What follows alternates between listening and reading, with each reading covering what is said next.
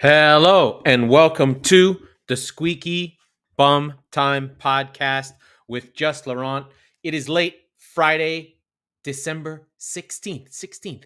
It is the eve of the weekend before the World Cup final.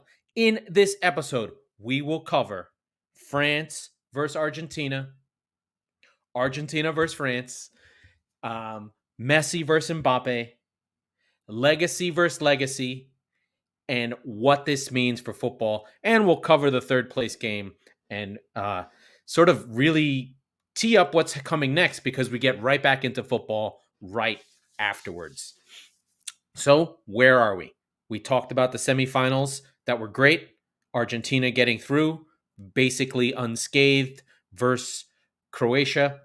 France getting through versus Morocco. Very heroic, very great team. I think that this World Cup will be remembered as the Morocco World Cup. They still are the strongest, best team available.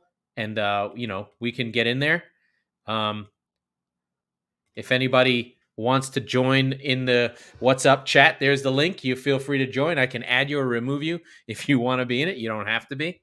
So we're here, and I think we have to just go directly to the Argentina game, and where we are. So, not to sort of go on to the Grant Wall thing, but that illness and that sort of sickness he had was an actual thing. There is a narrative going around, or a real thing, depending on how you view it, around the idea of there being illness, and it has swept through the France camp. So we know that Rabiot missed a game. Now we have Upamecano also out of the game. So on the French side, there is a lot of illness. I believe that Deschamps has tried to keep the team shielded from that, but Varane may be out. So that's a big deal for France. But if there is a team in this tournament that can handle it, the depth of France, especially in center back, is unparalleled among any teams. I think if we really want to break things down and can go spot by spot, there's no doubt that France is the better team than Argentina. And, they'll have Mbappe. They've shown resilience in the face of lots of different things coming their way. They've had to deal with Morocco, who were a tough team. They've have to deal with England and all that means with the Premier League and the press and all that. And they've handled it well. They had been giving up goals, but they're very much in a bend but don't break mentality. And I think that this has been a tournament for Deschamps to be vindicated. I think a lot of times for France, especially in the Euros after losing, especially the way they lost to Switzerland in the Euros, I think this is a vindicating performance where he is rewarded for his undying loyalty to Antoine Griezmann, who stepped into the Pogba role, stepped into the Conte role, has been leading the midfield from the front and the back. He's basically a box-to-box number 10. Griezmann is infatigable. I think we're finding that sometimes those Atletico Simeone players, when they get out from under Simeone's leash, they and are allowed to play. You're seeing it with DePaul and Griezmann. They're very capable players who are very fit and know where to be and what to do. So the player of the tournament for France, all the headlines go to Mbappe. He's a gravity player, but Griezmann has taken advantage of all that gravity. Griezmann has, when the space and teams shifted to Mbappe, he's been the one to find the gaps and find the spaces and find the leanings within teams' defenses so that he can pick up the ball in attacking spaces and make all the crosses and all the passes. Griezmann, I believe, has created the most chances in this World Cup. He is the creative fulcrum that's getting the ball to Mbappe in dangerous places, getting the ball to Theo Hernandez, getting the ball onto Giroud's head. So he is the one pulling the strings. And how Argentina manage that, I think, is an important piece to this game. For Argentina, they have that same they have that same thing, but in the case of Messi. Messi is their Mbappe, and then I would say Alvarez is their Griezmann. He's the worker. Alvarez is telepathically connected to Messi. Once they got rid of Lautaro after the first game and started these second half moments, they figured out that it was Alvarez and Messi that were connected. The young with the old, the new with the old, and that connectivity and the running and pressing of Alvarez has allowed Messi to be in his sort of like rope-a-dope way that he plays, where he doesn't move. He just stands still. He's where he is. And then once there is a sniff of activity, he comes to life and he's gone.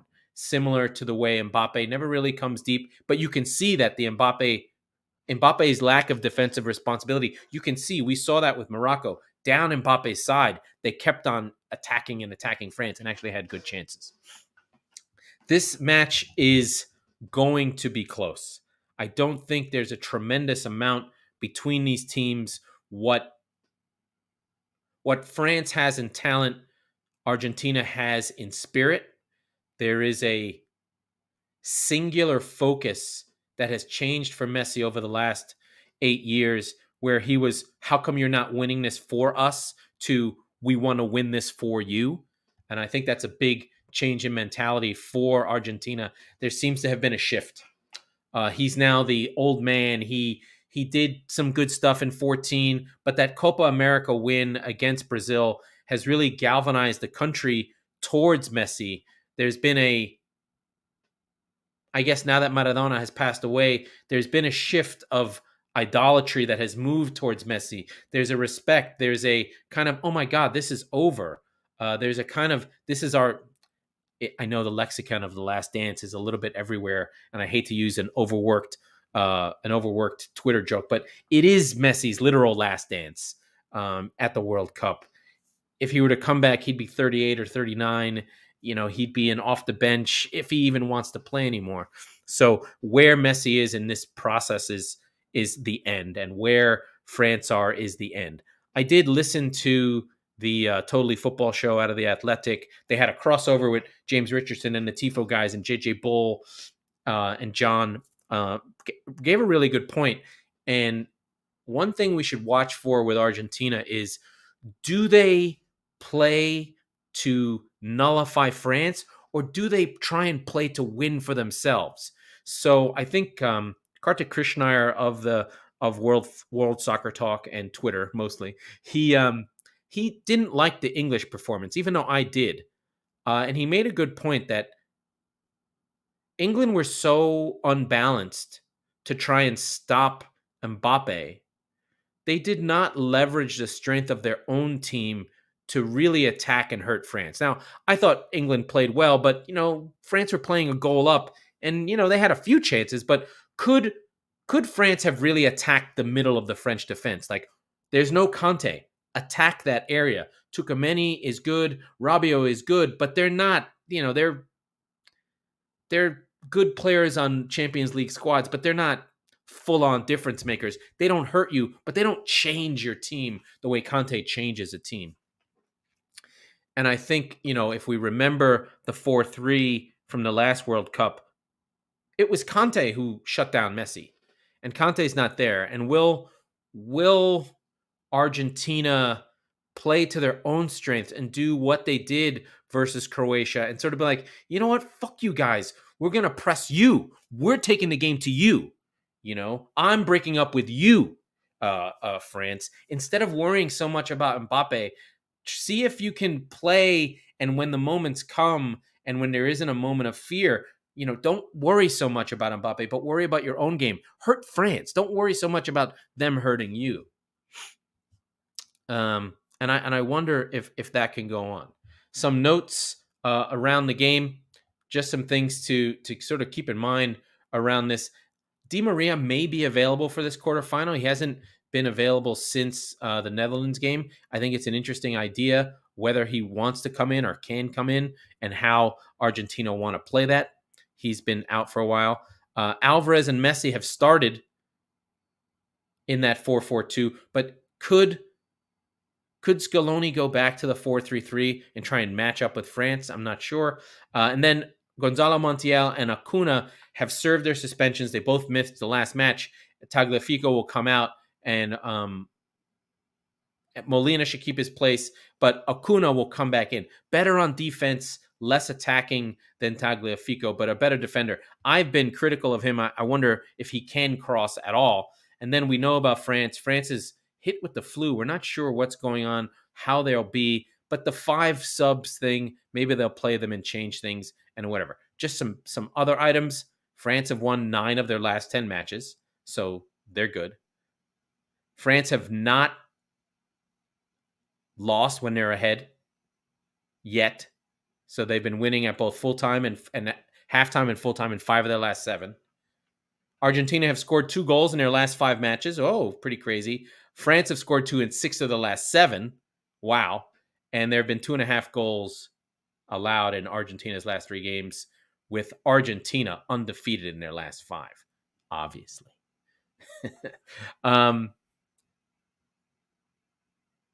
Argentina and France are in the Final Four for the second time in a row. We have funny team. We've got a lot of head-to-head matchups. Messi and Mbappe both going for the Golden Ball. Both PSG teammates. They're going head-to-head. Both Golden Boot and Golden Ball. That's interesting to think about. We'll see how that goes there. And again, we're going to see more of Yusuf Fofana and Konate because of the illnesses to Mbakamo Rabiot. We'll see that. And we'll see where things are. This is a very cagey game where I don't know what's going to happen. I think it's a fascinating kind of place to be right now.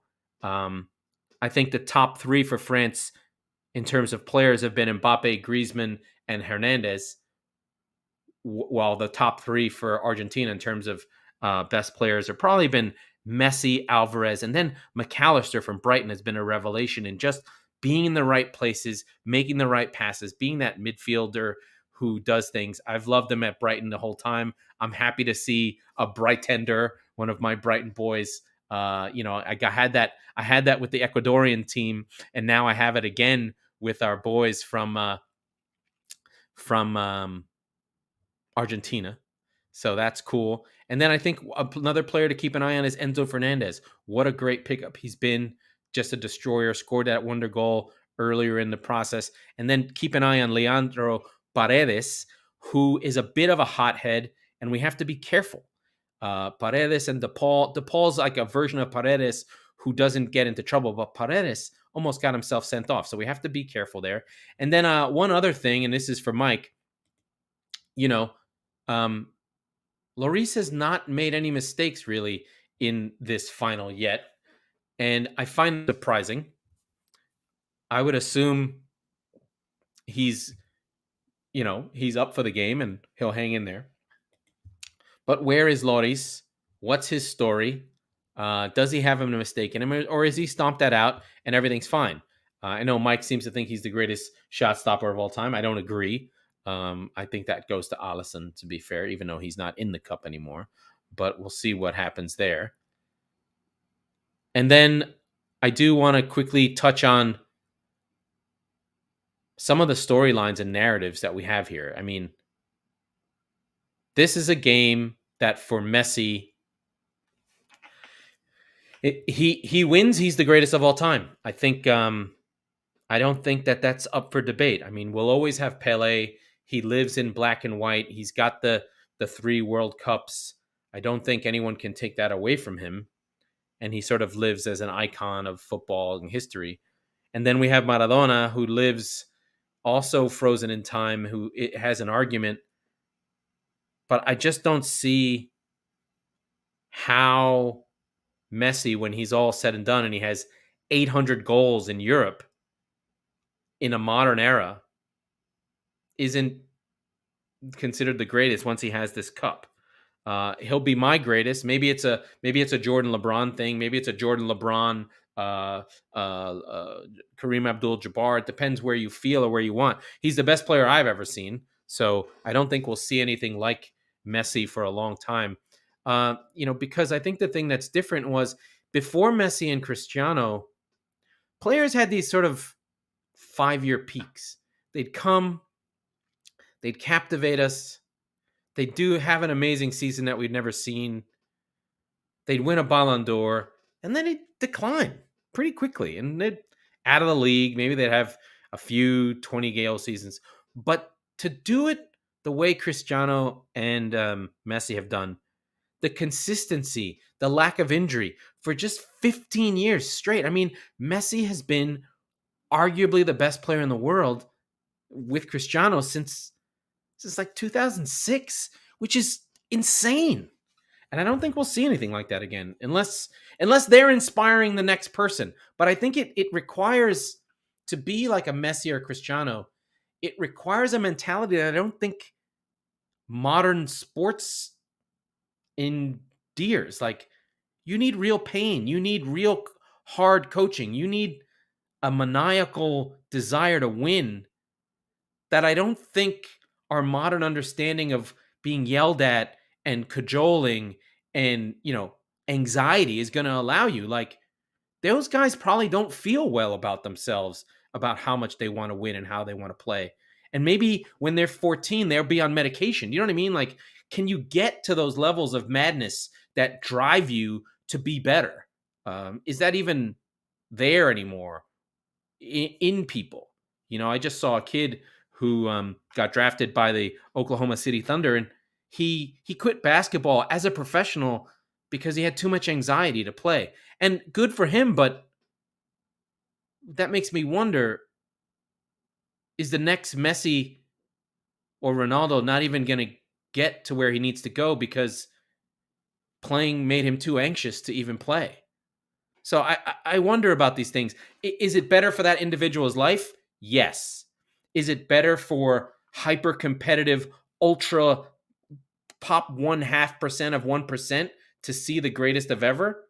No, because there's going to be a lack of drive, or if everything will change. I don't know. We're in a transitional period of time. So I just think there's something interesting going on with mentality and thinking. Like, are we going to lose some of the madness, that edge that we need for greatness? I don't know. I listened to Hassan Minhaj, the comedian, was on JJ Redick's podcast. Maybe I mentioned this a couple weeks ago. And he brought that up. Like, we want people to be like Kobe and Jordan and Cristiano. And those people give up everything. Friends, family, relationships, everything to win. And we laud them as the greats. But is that good? Is that guy winning in life? I don't know. I personally wouldn't want to be anything like Cristiano or Kobe or Michael Jordan, just living with a bitter cynicism of having to be better than everyone all the time. It's got to be fucking exhausting. And I don't have that. So I wonder if we're going to see that type of mentality. Maybe it has to change. Maybe, it'll just go down to talent. I don't know, but it's interesting. I think, so my prediction, I've predicted Argentina the whole way. I think it's going to be very close, and it's going to be 2-1 Argentina with a late goal, or 1-1 to penalties. I don't know what's going to happen. I hope it's not penalties. Penalties suck. Thank you for taking these 20 minutes. You can go now, because I'm going to talk about the dreaded third place game in the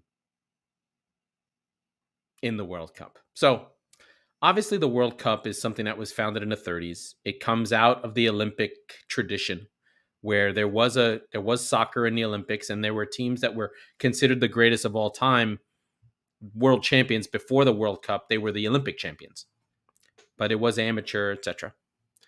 And I believe it was Uruguay won in like 26 or whatever the fucking World Cup Olympics was, maybe 21, something like that. But the Olympics has that notion of bronze, of gold, silver, and bronze. and you have a gold medal game, and the team that loses is the silver, and then the fourth place and the third place team play each other for the bronze medal. The World Cup carries that tradition forward. So we are going to have tomorrow, Saturday, Morocco playing Croatia. This has traditionally been a very strange game. These are teams that are both coming off major pains and major losses. We will get to see Morocco one more time. The crowd will be behind them if there's a crowd there. And then we should get one last look at Luka Modric and the Croatian generation that is going to have gone to a semifinal and a final from a country of 4 million. So these are two teams that have shown the power of determination, the power of individual greatness in the teams like Croatia. And, it is an interesting game. I will watch it tomorrow, but I wonder if we should get rid of it. I don't know what purpose it serves anymore. I'm sure the players have a really hard time getting up for it. I'm sure the fans kind of feel like, oh, why am I at this game? Shouldn't I be at the final? So I am curious about it. I'll watch it. I'll definitely watch it along with watching some games from the championship. So just so everyone knows, other leagues have begun again. The British Championship is going. I watched Reading play West Brom and Daryl Dike just today, and I've been keeping my eye on Burnley under Vincent Kompany. But I'm just going to go right now. I'm clicking through to get a look at some of the information from the Morocco-Croatia game, which comes on tomorrow, and then the final is on Saturday. Nergard is out, Seiss is out, Stanisic is out. I'd expect for Croatia there to be a lot of changes. It's just not something we want to see. But I think teams will be very downbeat, and both having gotten beat, and we'll see probably just something like a 0-0 draw, and maybe we'll see Perisic and Modric one last time. Kramaric will go one last time. I wouldn't expect to see Ziyech or any of the players that lost in their semifinals in this game. And, maybe it'll be 3-2, maybe it'll be 0-0. I don't know. But just make sure we tune in for Sunday, the big game, and then, so we'll tune in for Sunday. That's when the World Cup final is.